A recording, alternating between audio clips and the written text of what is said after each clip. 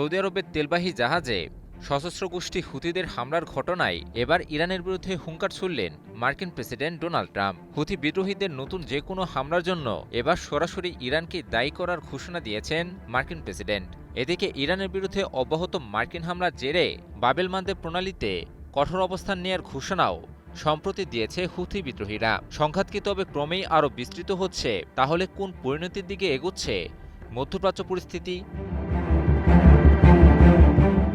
সম্প্রতি লোহিত সাগরে সৌদি তেলবাহী জাহাজে হুথি বিদ্রোহীদের হামলা এবং হুরমুজের পর বাবেল মানদেব প্রণালীতেও অস্থিতিশীলতা সৃষ্টিকে ঘিরে এবার ইরানের বিরুদ্ধে হুঙ্কার ছুড়েছেন মার্কিন প্রেসিডেন্ট ডোনাল্ড ট্রাম্প। ট্রাম্প বলেন, ইয়েমেনের হুথিরা ইরানের প্রতিনিধি বা প্রক্সি বাহিনী, ফলে ভবিষ্যতে হুথিদের যে কোনো হামলার জবাব শুধু তাদের নয়, ইরানকেও দিতে হবে। নিজের সামাজিক যোগাযোগ মাধ্যম ট্রুথ সোশ্যালে দেওয়া এক পোস্টে ট্রাম্প দাবি করেন, প্রায় এক বছর আগে যুক্তরাষ্ট্র হুথিদের উপর শক্তিশালী সামরিক অভিযান চালিয়েছিল। এরপর দীর্ঘ সময় তারা তুলনামূলকভাবে শান্ত ছিল, তবে সম্প্রতি হুথিরা আবারও হামলা শুরু করেছে বলে অভিযোগ করেন তিনি।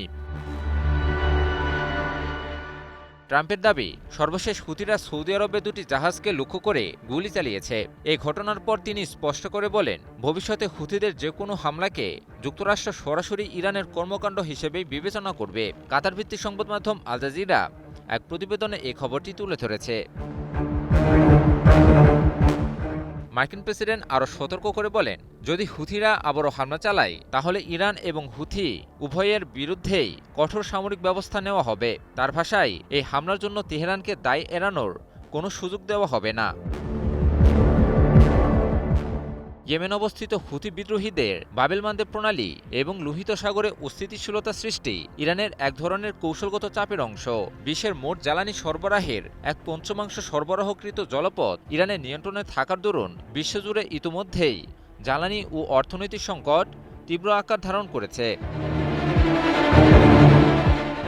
একই সাথে মধ্যপ্রাচ্যের জ্বালানি সরবরাহের আরেকটি গুরুত্বপূর্ণ জলপথ বাবেল মানদেব প্রণালীও বন্ধ থাকলে বিশ্বের জ্বালানি আর অর্থনৈতিক সংকট মারাত্মক আকার ধারণ করবে।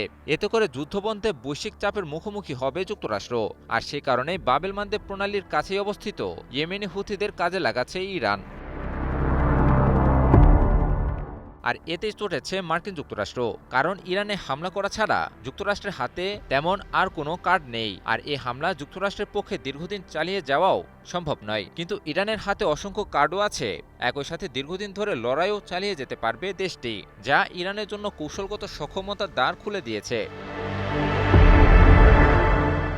দেশ জুড়ে যে কোনো কেনাকাটায় 10,000 টাকার বেশি অফার, তাই পেমেন্ট মানেই বিকাশ।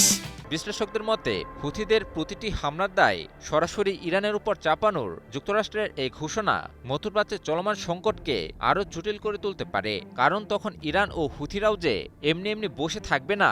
সেক্ষেত্রে যুক্তরাষ্ট্র ও ইরানের মধ্যে সরাসরি সংঘাতের ঝুঁকিও আরও বাড়তে পারে। ইমন আলী, নিউজ 24।